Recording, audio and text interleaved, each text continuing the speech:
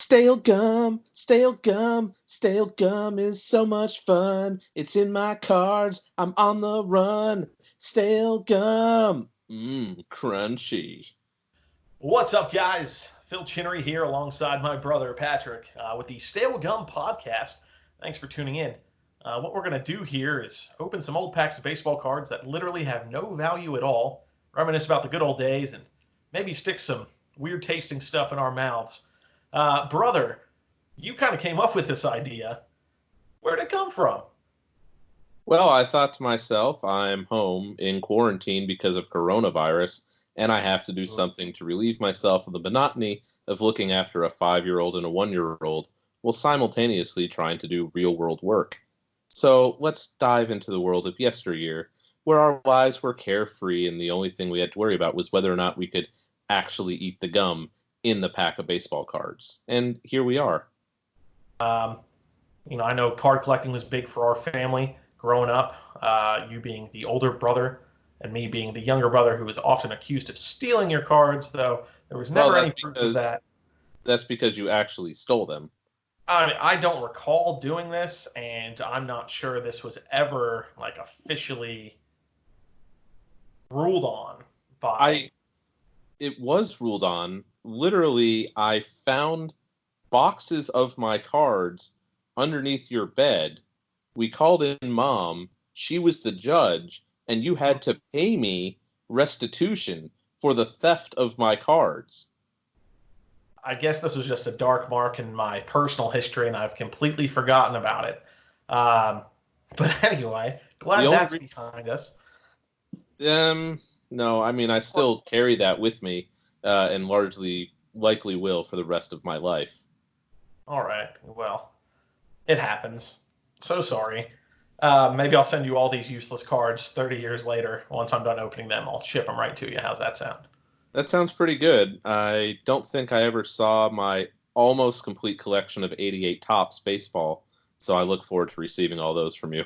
Yeah, no, that was definitely going to pay for your college tuition. So I'll look into getting you an 88 top set for sure.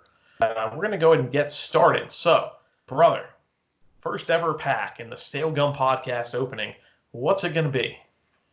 I have here in my hand, ready to go, 1989 Donruss. All right. And off the top of your head, 89 Donruss.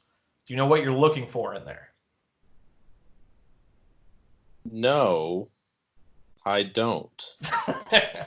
Okay, perfect, perfect. Good research done. We are off to a hot start.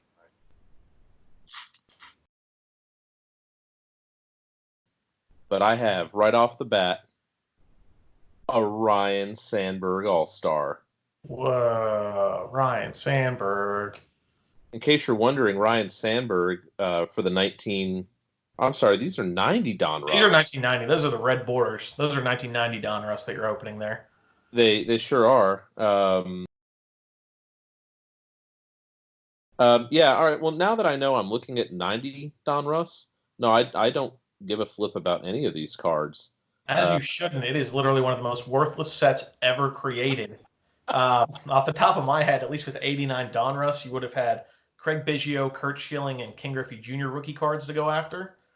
In 1990 Donruss, I think Juan Gonzalez, and that's it. I had a 1991 Gonzalez Upper Deck rookie card. But yeah, I had no use for Donruss in 90. That was awful. No. One, the good thing, and that's, I guess, air quotes, about 90 Donruss is you did get puzzle pieces. Oh, sure, yeah. And so these are 3 pieces to the Carl Yastrzemski Diamond King puzzle. I have pieces now 43, 44, and 45. So he has lovely hands. Those are nice hands. He could be a model. Yeah. So, all right. Well, 90 Donruss gives me some hands. But we do have a front runner for best mustache already. Oh, that is nice. Cal Daniels. Cincinnati Reds. LA Dodgers. Oh!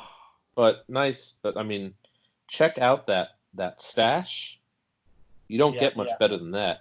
That's a But game kudos there. to you. He was on the Reds 86, 87, 88, traded to the Dodgers in 89. You were there. A little bit late there. To be fair, I was only 2 years old, so. Yeah. All right. Dan Quisenberry. Oh, Classic. classic quiz. Won a World Series with the Royals. 85. Speaking of Royals, Charlie Leibrandt.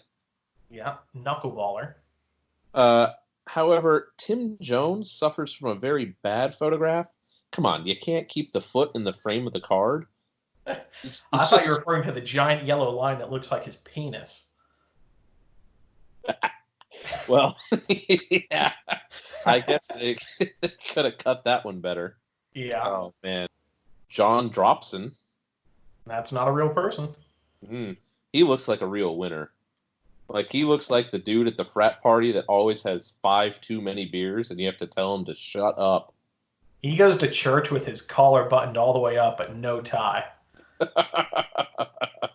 And I think he still does.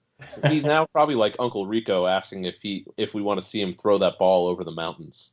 Yeah, I could see that.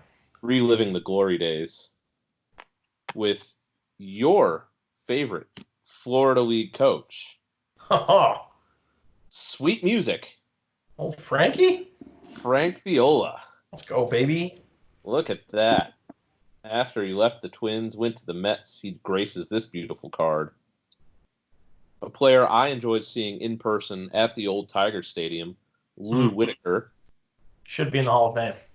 Should be, maybe someday. I'm going to show you this picture, and you tell me how old you think he is. I mean, he's kind of grown a beard, but without that, I would have said he's approximately 12 and questioned why he's in a Major League uniform.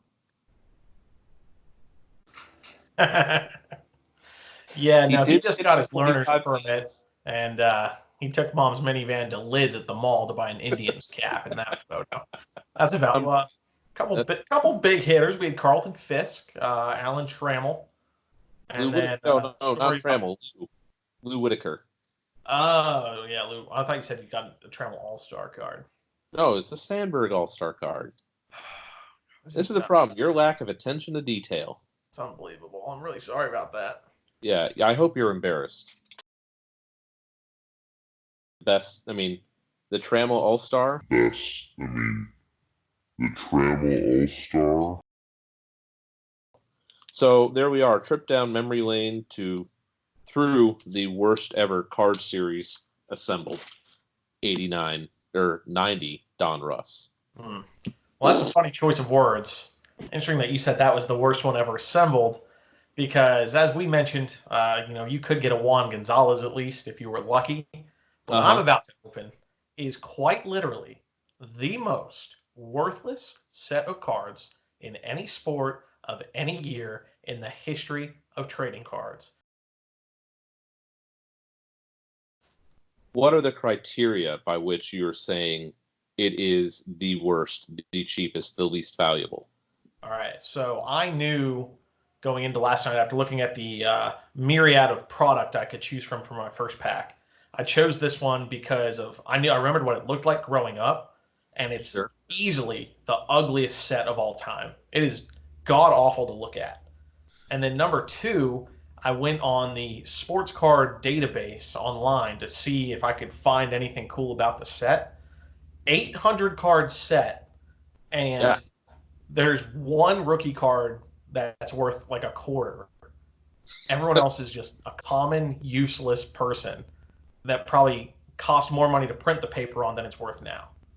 Like, the value of sets really comes from the rookie cards. Obviously, like, those are the big sellers. Whether you were collecting back in the 50s or now, a player's rookie card's a big deal. That's where you're going to make your money, right? So, like I said, you had your Juan Gonzalez chance. I think there might have been a Sammy Sosa in yours as well. For me, the best rookie card I can get is Luis Gonzalez. I'm going to open my pack now. 91 Fleer coming at you. And boy, howdy, strap in, because these things are ugly. They are pure yellow. Yeah. Every card in the set is just yellow, and there's some striping. Ew. How do you think they decided on custard yellow to be the border? Well, the year previous in 1990, that was all white. I don't know if Right. you remember that. Those actually looked fairly clean, but my guess is someone in marketing said, "Hey guys, let's spruce it up, brighten it up a little bit." So they went with just piss yellow, and Do you think it was more a matter of, hey, what is the cheapest possible ink we can buy on the market? So let's go ahead and just do that. in large quantities because we're printing 1 million of these bad boys. Yeah. Uh, that's probably why. Next up, we have Ruben Sierra, who Yes. he's very upset at this pitch. Can you see that okay? Look at his face. I mean, that is Well, a terrible photo. He's look clearly at, not going to look hit at where that that ball. ball's going. He knows where that ball is about to hit. I mean, really bad photography there. And yeah, I mean, depending on the angle, he might be taking a ball to the balls here. He's prepping for that O phase. Next up, here's Alex Cole, aka Willie Mays Hayes with rec specs. Oh, yes. So that's exciting. Look at the back of this card. Look at that face. He's ready to play. Oh, man. On the front, you're right. Willie Mays Hayes. Like, I'm pretty sure that's where Wesley Stipes stole his. I mean, it's the same Where stance and everything. I mean, that is Willie Mays. That's Wesley Snipes. You'll like this. It's your boy John Dobson. He's back. What are the odds? That's John awesome. Dobson hasn't had his name mentioned this many times in any sort Ever. of broadcast. Yeah. Even in class, his parents, the family reunion, never talked about John Dobson this much. Oh man. But they This are is the now. face of a guy who just saw someone eating a foot-long hot dog in the stands, and he wants to leave the field so he can go get 2 of them to enjoy in the clubhouse. He is a- Real treat for you. We've got the Terminator. Tell me, Yes. how about In it? my veins. I want that card. I want you to send me that card. I'll put it in the pile. I mean, look at those glasses. He wore those as a Major League Baseball player during play. Gigantic Coke bottle glasses. I mean, that's fantastic. Yeah, So this is definitely the highlight of my pack. Team logo stickers. You got yes. the Braves, the Cubs, the Reds, and the Astros. Thanks everybody for joining in with the Stale Gum podcast. We look forward to catching you next time. Please make sure to leave any comments in the field below. Since we have nothing better to do in our coronavirus-induced quarantine, we'll read every one of them, obsess, probably feel a little bad about ourselves, and then wonder why you're commenting on a podcast. Yeah, all right. Sounds fun. See you next time, brother. Goodbye, brother.